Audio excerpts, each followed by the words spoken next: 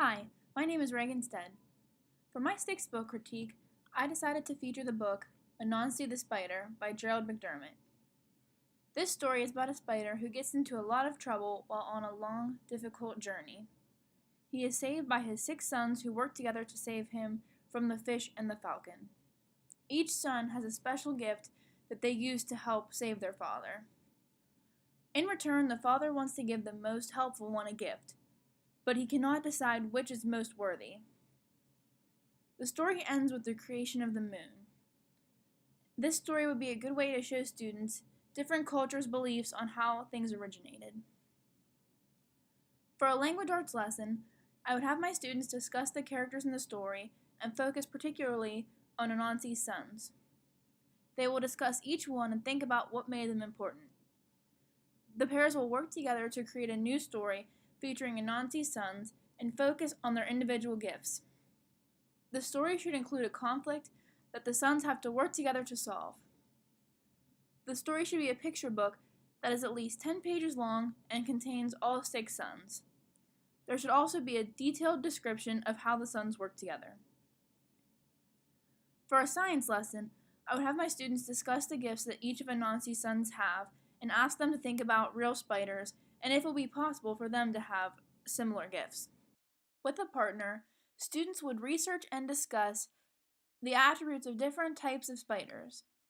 They would then create a Venn diagram comparing and contrasting one of Anansi's sons to a real spider. It should include a title, at least 4 characteristics of each spider, and at least 2 similarities. Upon completion, students would compare the Venn diagram with 2 other groups who focused on the same son. They should check to see if they can add or revise anything on their own diagram.